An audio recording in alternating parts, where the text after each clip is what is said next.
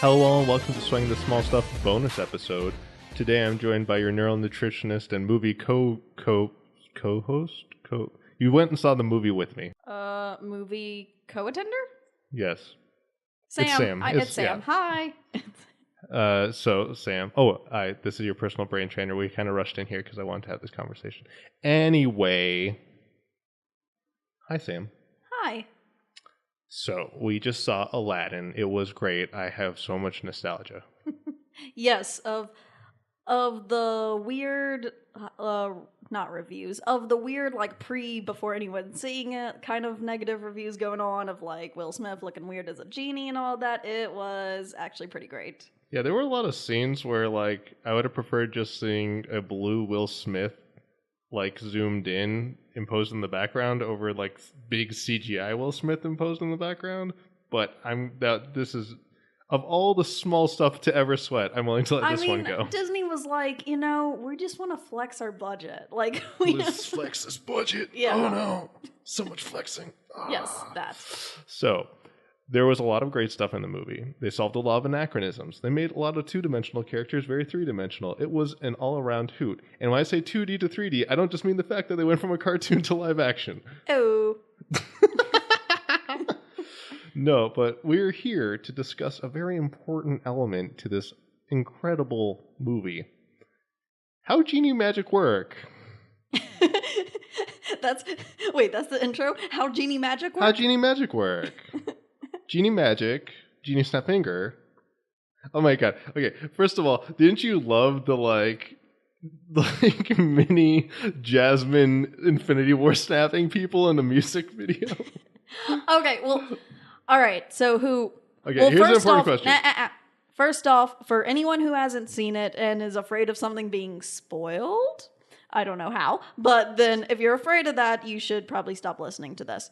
Now, for those of you who have seen it, or for those of you who don't think that a cartoon from the 90s can be spoiled, then, all right, there was, the scene he's referring to is Jasmine had a power ballad moment, and because this is a live action movie and not a musical, on a musical you can just sit on a stage and basically sit there, look pretty, and sing your heart out, but you can't do that in a movie. You gotta actually move around. So she had this I'm moving through the stage and blowing people up, but not really. This was just all in her mind. Yeah, they just keep turning to dust in front of her, and then Spider-Man goes, "I don't feel very good, Mr. Stark." It's Disney. It's in the same universe. Oh no!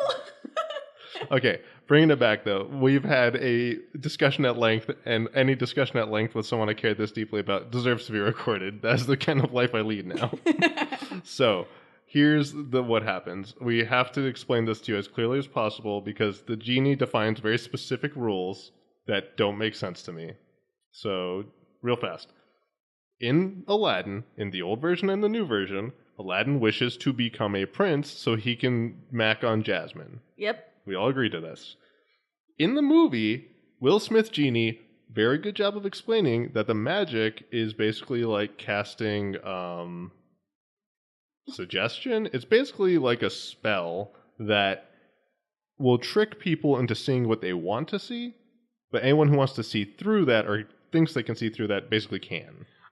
Yeah, the way in the explanation, I feel like it's kind of like having a veil over people's eyes. So it's sort of oh, I'm seeing this person and I'm making out kind of their features and stuff and how they look, but it's not quite registering in my mind where I've seen that person before, because all they're really seeing is kind of the clothes, and I don't know. It's just the specific features aren't immediately pointing out this is the person. And the comparison I was making is basically solving the Superman effect. So with Superman, why do people know that Superman isn't Clark Kent? Glasses? Whoa. Superman's Clark Kent? Sam, he wears glasses. Superman has laser vision. Superman has laser eye powers. Clark Kent needs laser eye surgery. Listen to yourself. You sound crazy. Anyway, so the movie explains this away by saying, oh no, because of the genie magic, they really can't tell that that's you, even though I'm not putting a mask over you, Aladdin. Yeah, but then Jasmine actually has a moment where she's he said a thing that only one person before has ever said to me, and therefore I'm pretty sure it's him. Yeah, so she basically figures it out. It isn't like Yeah. she saw him and was immediately, wait a minute, you're that dude I was flirting with. Now, later in the movie, Jafar did this before. He wishes to become Sultan in front of everyone. And so the genie does some like crazy pretending he's washing a pile of clothes with his hands.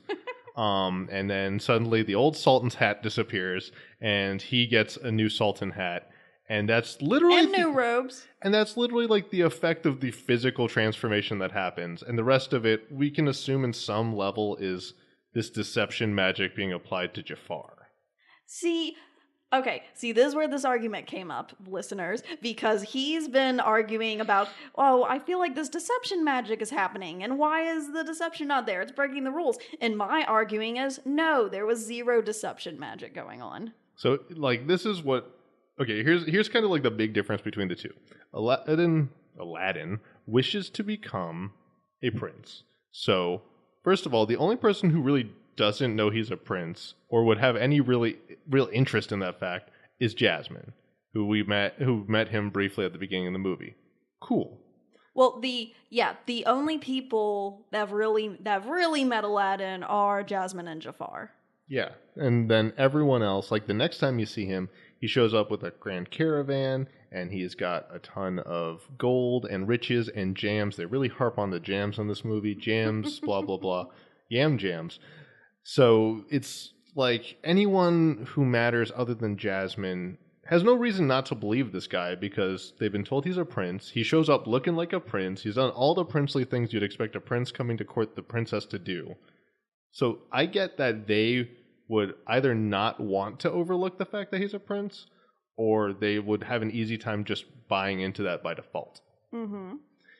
Jafar, on the other hand, doesn't show up with a bunch of junk and get a whole caravan and stuff. It's just Jafar changes clothes, and now he's the Sultan.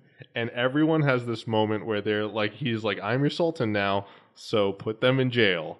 And everyone's like, all right, yes, okay.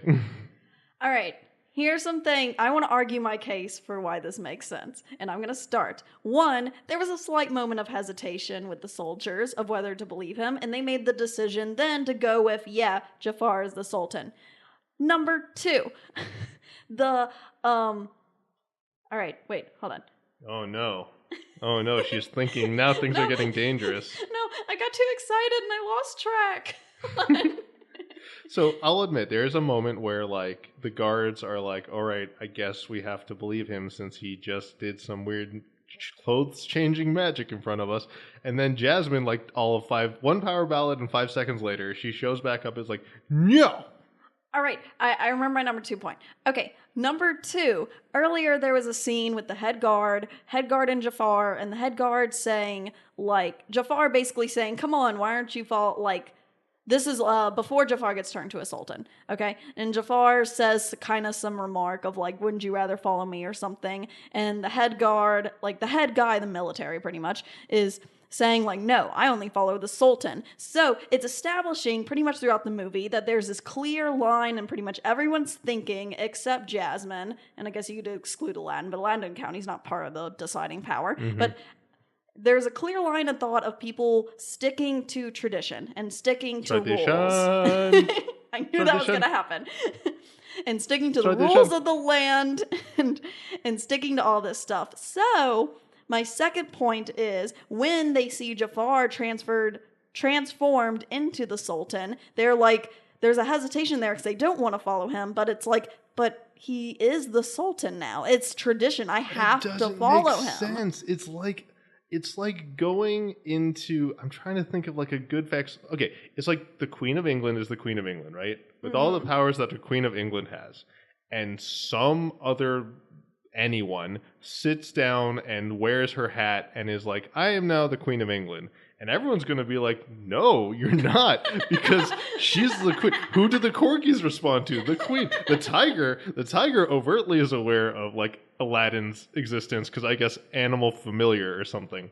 But there's like no logical reason that like, okay, I get that, like, you have an all-powerful genie on your hand. There is no logical reason that because because Jafar changed clothes, people would be more likely to be like, he's now the Sultan. All right, and that goes into my point number 3, and that is... Oh my god, this is itemized. That is fear. Okay, so now think of this scenario, which is the exact scenario that played out. I'm going to frame it better.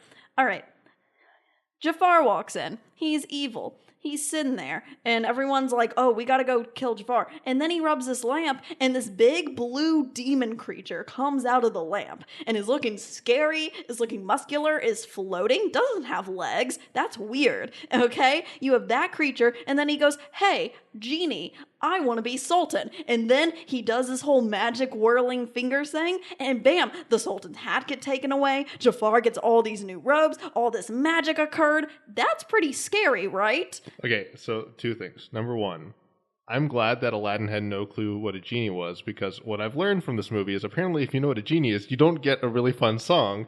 That just seems like a total waste. If I'm the first person to rub the lamp, you know when you get a new piece of software or whatever, it's like, would you like to see the tutorial where they force you to click through stuff? Yeah. This was that, and it's a musical. If every app had that, I would love it. I would love that you've never had a friend like me when I install Digit or Venmo. All right, all those app developers out there, you know what to do now. I've given you your golden idea for how your app stands apart from the rest.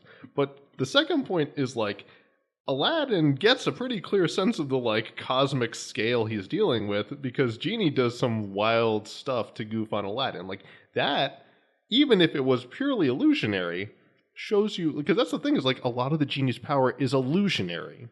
Until he gives Jafar sorcerer magic, almost everything the Genie does is illusionary or just him physically interacting with the world.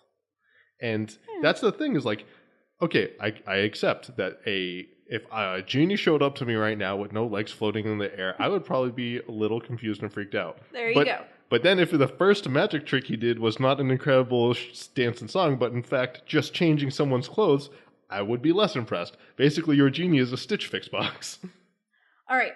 It's not just changing someone's clothes. It's taking the symbol of power from one person and putting it onto another.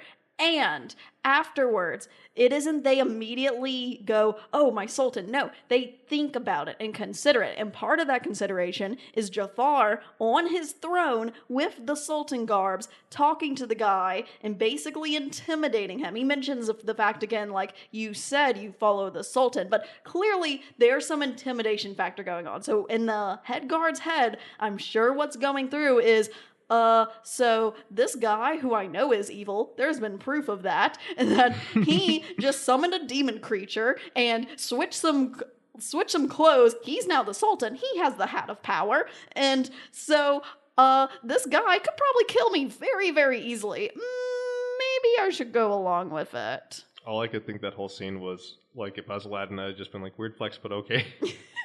Because here's the other thing, is, like, at the end of the movie, it's like the Sultan's like, Jasmine, you are now the Sultan. He doesn't give her his hat, he gives her his ring. And the Sultan's ring doesn't go to Jafar in that scene, he just gets a better hat. Which, like, it's just so weird, like, the law... And hang on, I just want to say this real fast. I appreciate that they were like, Jasmine comes back 5 seconds later and is like, no, you were a humble boy when your father came to us, and now you're our most trusted guard, and he has a moment of redemption. And they just kind of, like, push all that out of the way when he becomes Sorcerer Supreme, when Jafar becomes Sorcerer Supreme, because I would not want it to live with that plot point to the end of the movie. Yeah, no, and I agree. I actually...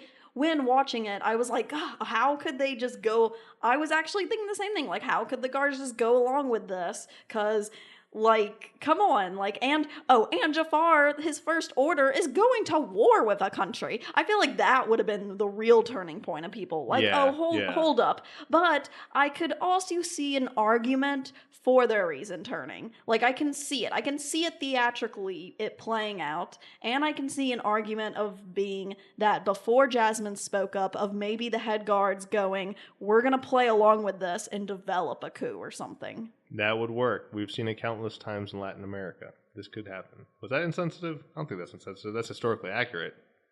It is historically accurate, although it's happened in many other countries as well. That's true. Not just, or many other continents. It's happened on literally every continent. Yes. Except for Antarctica. Except for that one time with the penguins. You know what I'm talking about. All right. I think we've gotten a lot of discussion, but I refuse to yield my point. So I will throw it to us, to you, the listeners. Oh, wait. Sam's going to drop some knowledge on me. Here we go. I want to make one more point in which I found it amusing because we keep talking about how pretty much all the genie did to turn Jafar into a sultan was give him the hat and new robes.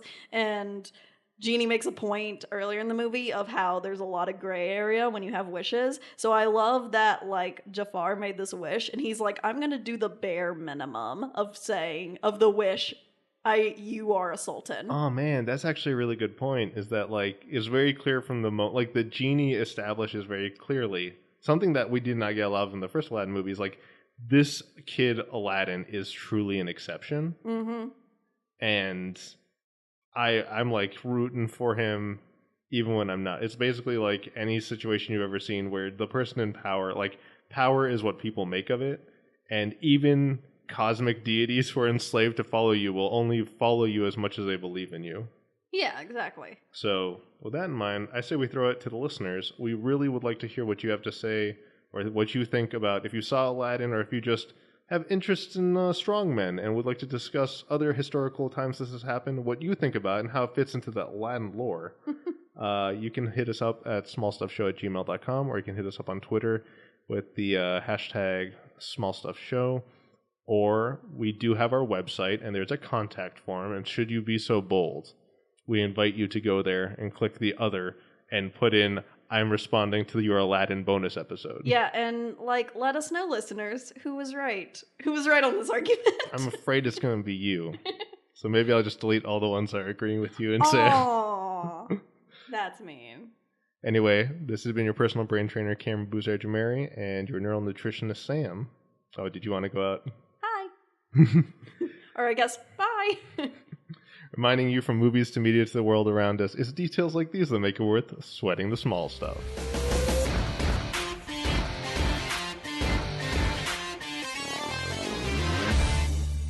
They never had a friend like me. Boo!